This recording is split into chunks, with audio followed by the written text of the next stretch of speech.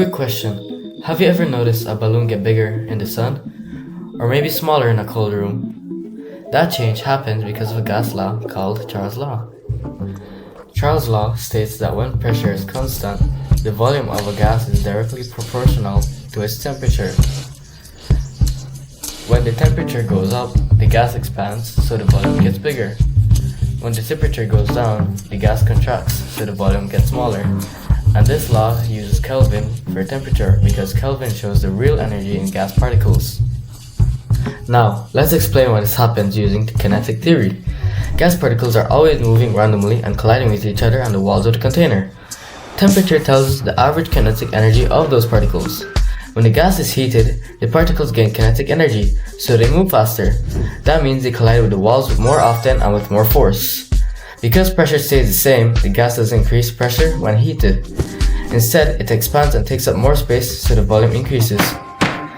On the other hand, when the gas cools down, particles move slower, collisions become less forceful, and the gas contracts, so the volume decreases. Now I'm going to illustrate Charles' Law once more using the simulation. Right now, we'll keep the pressure constant. Notice what happens as temperature goes up. The particles move faster and the gas takes up more space, meaning the volume increases. And when I reduce the temperature, the particles slow down and the volume shrinks.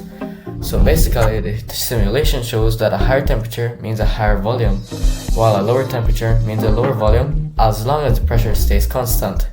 So to summarize what we've learned today, Charles' Law means the pressure stays the same.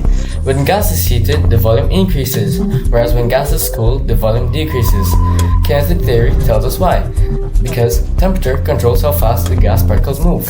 When particles move faster, they spread out and push outward, making the gas expand and take up more space. Whereas when the gas particles move slower, they stay closer together, making the gas shrink and take up less space. So that's Charles' Law. Thanks for watching, and that's science. See you later!